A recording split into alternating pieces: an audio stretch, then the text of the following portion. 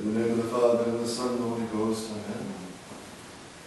There will be Mass here tomorrow night at 6 p.m. Tomorrow night, 6 p.m. A beautiful feast of Mary, conceived without sin.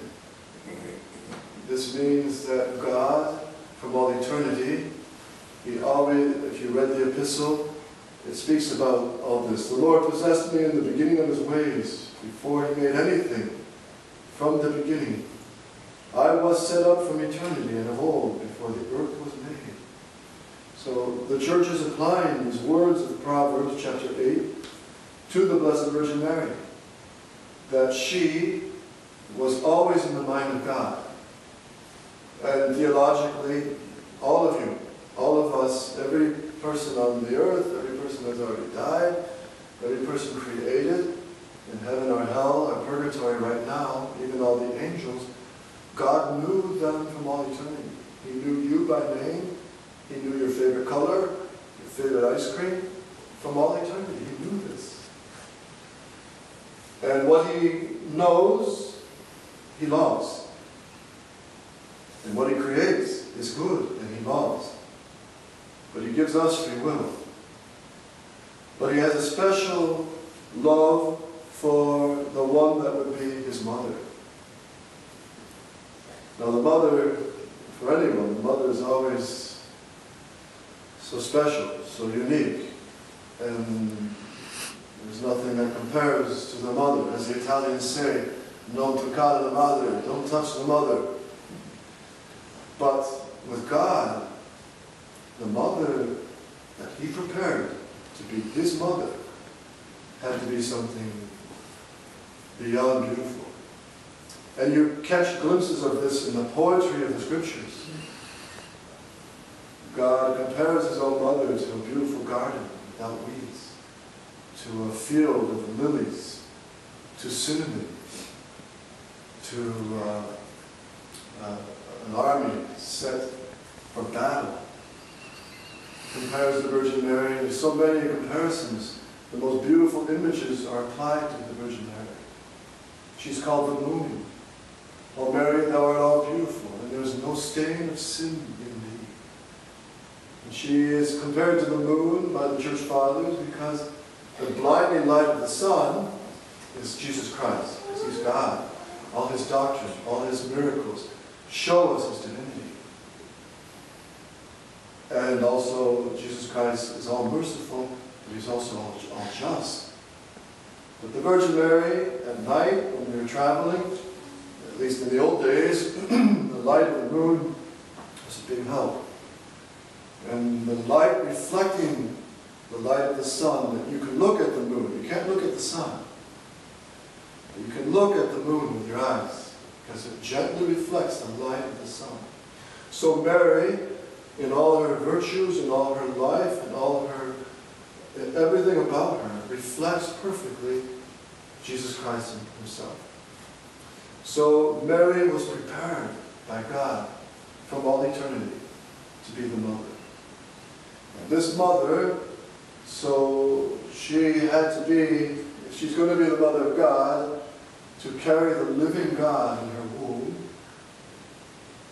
she had to have never come under the power of Satan. From the moment we were born, we were already in Satan's grips because of original sin. We were born with original sin thanks to Adam and Eve, our first parents. We're all stained. We're all born in that. But the Virgin Mary, the teaching of the Catholic Church is, when Pope Pius IX defined this, it's not a new doctrine. A lot of the anti-Catholic people say, well, the Catholic Church made new doctrines down the centuries. The papacy, the Virgin Mary, her Immaculate Conception, her Assumption. That's not true. Everything we Catholics believe was revealed by God. This is called public revelation from Adam and Eve until the death of St. John. That's called public revelation. Everything is contained in Scripture and tradition. And the duty of the Catholic Church, of the Pope, and of the priests and bishops is to pass down, to hand down the beautiful light of the faith. So when the popes down the centuries defined a new doctrine, like the Immaculate Conception in 1854, it's not new. But it has always been contained in Scripture and tradition, but it's made explicit. It's made clear, so there's no confusion. So this doctrine says that Mary, unlike us, we had to be washed by baptism. And what happens when a baby is baptized? The blood of Jesus Christ, the blood of the Savior pours out and washes that soul, frees that soul from the chains of sin. It makes that soul whiter than snow, more bright than the sun, by sanctifying grace. This also happens in confession. If a soul comes dead with mortal sin, the blood of Jesus, through a sincere confession, and the absolution that the priest gives, that Christ commanded the apostles to do, whose sins you forgive, they are forgiven. Whose sins you retain, they are retained. What happens at the absolution? The blood of Jesus washes the soul. It frees us from the chains of sin. And a soul that was dead comes back to life because of sanctifying grace. But with the Virgin Mary, she never once came under the power of Satan. Because, as the Church says theologically, even in the Mass, in the secret of the Mass, it says these words, "Accept, O Lord, the saving victim." This is right before the consecration, this prayer. Accept the saving victim. Who's the victim? Jesus Christ on the cross. Which we offer thee on the solemn festival of the Immaculate Conception of the Blessed Virgin Mary, and grant that as we profess her to have been preserved by thy preventive grace, by thy prevenient grace, from all stain of sin, so through her intercession we may be delivered from all our faults. So Mary received what is called the preventative redemption. In other words, when her parents, St. Anne and St. Joachim, joined in the lawful marriage, the blood of Jesus, even before he died on the cross, was applied. And when the moment of conception arrived, she was prevented from contracting the original sin. So she was born pure, without any stain of original sin in her. And so this beautiful gem, she was filled with grace from the moment of her conception. And as she grew in her birth, in her infancy, in her childhood, the Virgin Mary, like a rocket, just continually increased in the love of God and in merits. Every action she did, and the fathers of the Church say this, all the theologians say this, the Virgin Mary just sweeping her floor in Nazareth, cutting bread for supper for St. Joseph and our Lord. Just that one action merited more than all the death and all the martyrdoms and all the merits and graces and virtues of all the saints from the beginning of the world to the end of the world. Just one act of merit of the Virgin Mother. So she's very powerful over the devil. And this beautiful truth of Mary being conceived without sin means that her whole being, her whole life, every action was perfect. Was she a stone statue? Was she a plaster statue that never smiled? Far from it. The Virgin Mary she understood the human suffering. She stood at the foot of the cross. She stands with the priest. Very soon, this statue of Jesus crucified becomes a reality on the altar. This is the Mass. And the saving victim is offered in the Mass by the priest. And this is where the grace of Jesus Christ pours out through the Mass. And the Virgin Mary, she stands next to the priest. She stands at the foot of the cross always. And in the early days of the apostles, she was there. She was there right at Pentecost, the birth of the Catholic Church. She was there at the foot of the cross to become the mother of the Church. And she was there with the apostles when the Holy Ghost came in fire, and it rested over the Virgin Mary, and then the streams of the tongue of fire went over to the apostles. So even through Mary, all the graces come through her. As St. Bernard says, Christ is the head of the church, Mary is the neck. Just like everything that connects the head to your toes goes to the neck, so all graces, God wants this. He loves this. He's designed it this way, that all graces come through Mary. So the church was founded with Mary as the mother of the apostles. She was there to be mother of St. Peter. And St. Peter no doubt wept at her feet after his betrayal. And the Virgin Mary is pure in her body by her virginity. Before birth, after birth, always virgin. The Virgin Mary is pure in her whole life, all her actions. She is pure in her heart. That's why we love and have a great devotion to the Immaculate Heart of Mary, because her heart was pure before God. Everything was for the glory of God in all her thoughts. And the Virgin Mary, at the moment when the angel came at the Annunciation, she knew what she was in for. She knew what she was saying yes to, because she knew the Scriptures well. She knew that the Messiah to come, and she was asked to be the mother of this Messiah, the living God taking on flesh. She knew what it meant, that she would be the mother of the one who would look like a leper from head to foot. She would be the mother of the man of sorrows.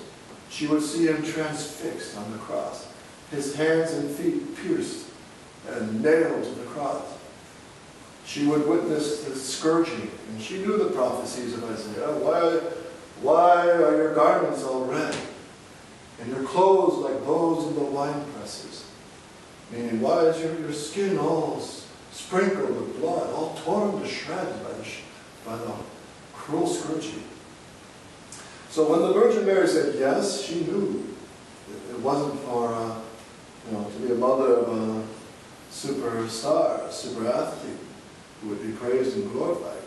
She knew that she would be the mother of one to be the abject of men, rejected by his people and crucified.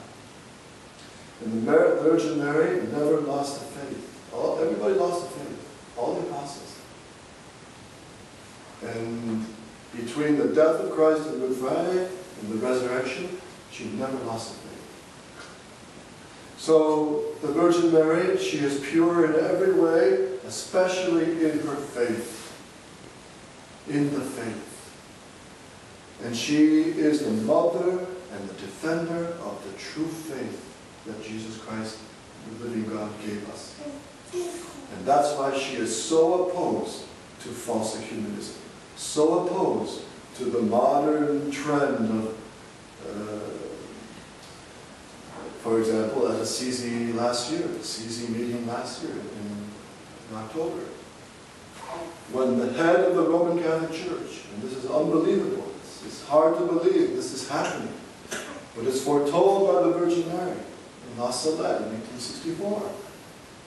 She said Rome will lose the faith and become the seat of the Antichrist. It's hard to believe, but it happened.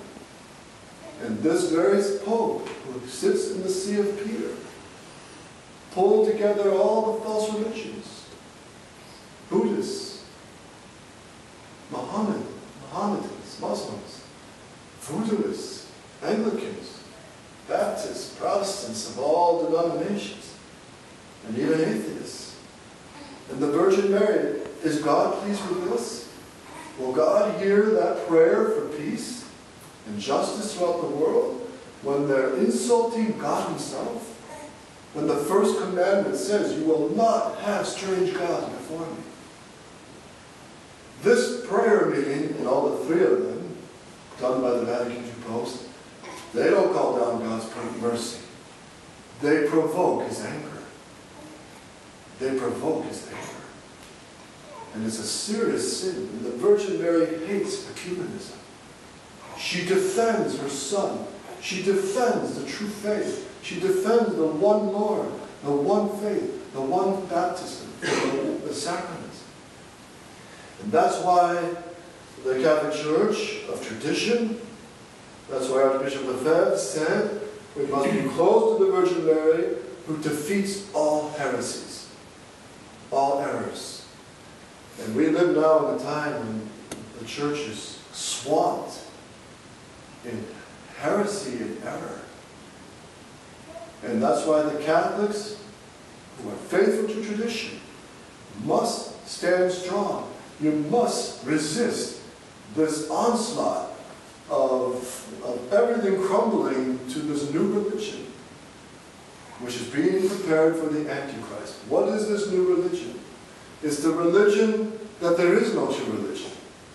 It's the religion that everything goes in this huge, super ecumenical Vatican II church. Everything goes in. Protestants, Anglicans were just accepted a couple of years ago by this Pope. Did they have to renounce their errors? No. Not at all. But they were openly received. And that's why what's happening now with our dear Society of Pius X is very serious. Because the Pope is making steps to bring the society in. The Society of Pius X, as you know, has been battling for 42 years, resisting this compromise with Rome. Rome always wants an agreement.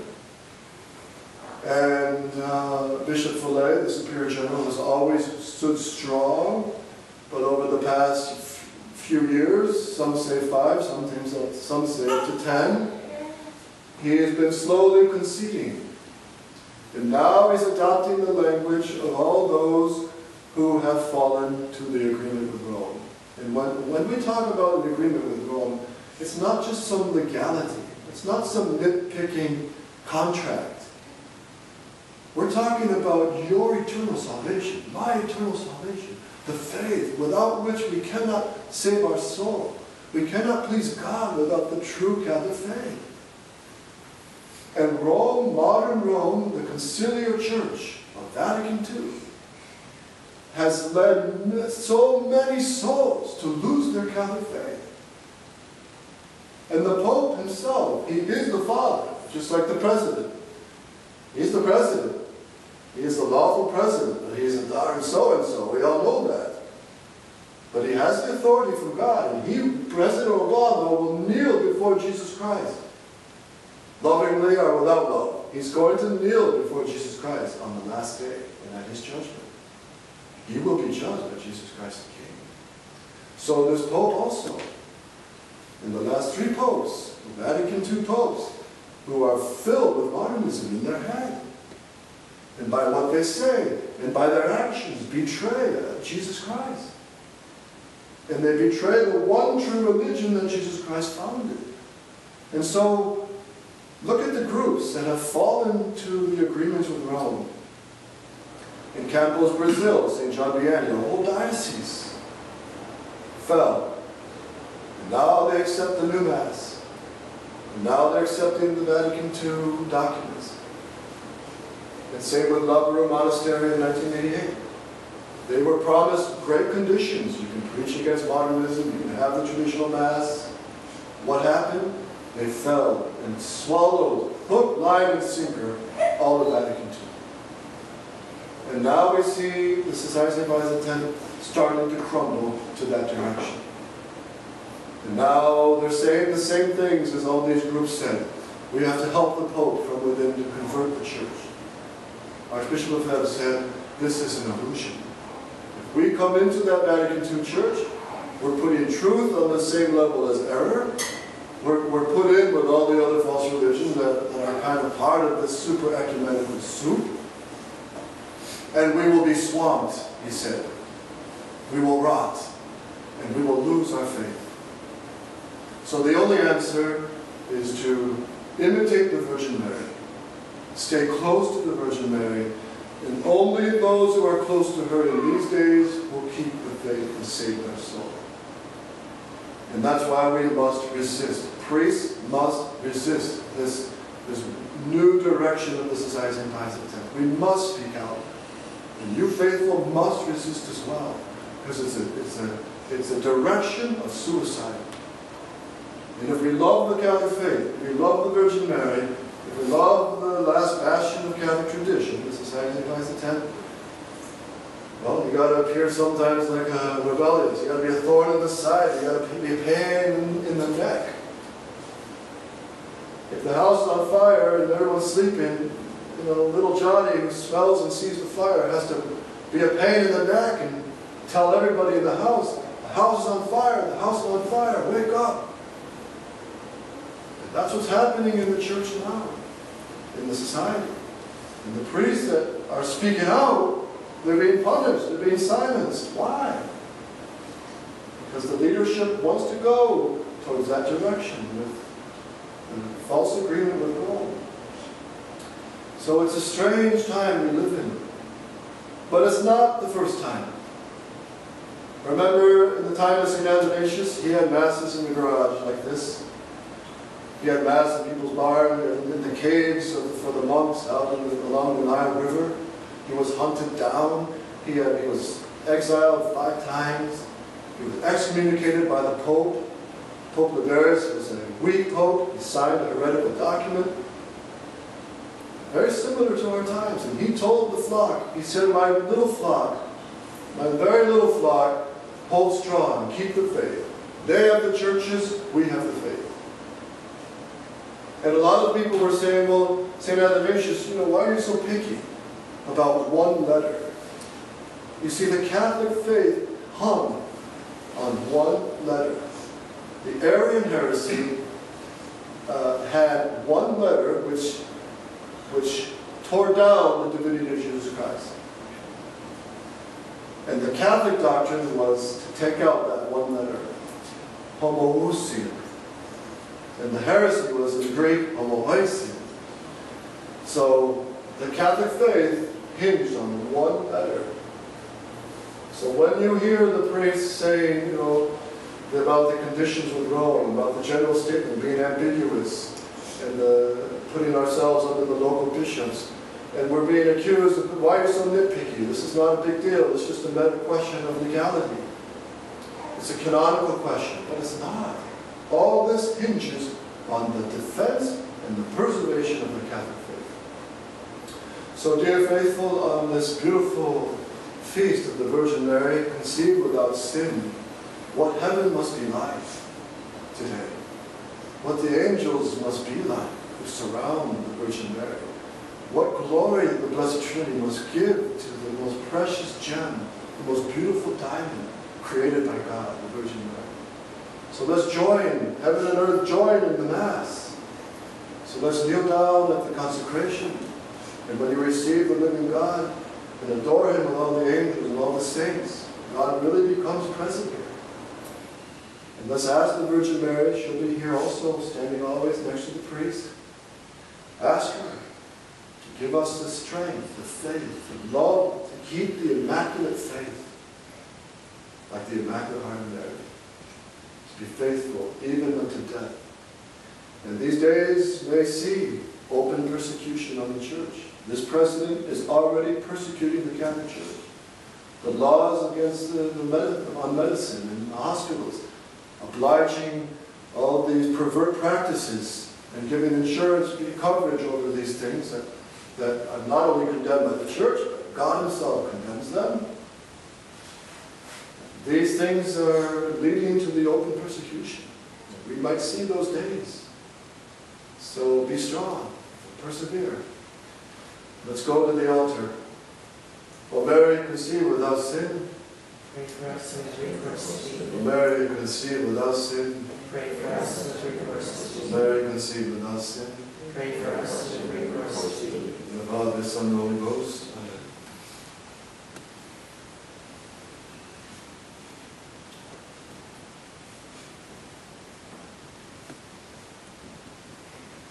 Credo in uno Deo, Pater omnium et Pater Celestium, Discipilium omnium et indiscipilium, et in Dominum Iesum Christum, Filium Deo unigenitum, et ex Padre natum ante omnia saecula. Deum de Deo, lumen de lumine, Deum verum de Deo verum, genitum non patum consubstantialem Patri per quem omnia fata sum. Qui propter nos homines, et propter nostrum salutem, descendi de celis. Incarnatus est de Spiritus Sanctum ex Mariae Virgine, et homo Patrus est. Croce resurrectione pro nobis subransiderata vasus et sepultus est, et resurrectitis et die secundum scripturas, et ascendi in caelum sed ad exterum Patris, et iterum venturus est cum gloria, judicare vivos et mortos, cuius regni non et finis.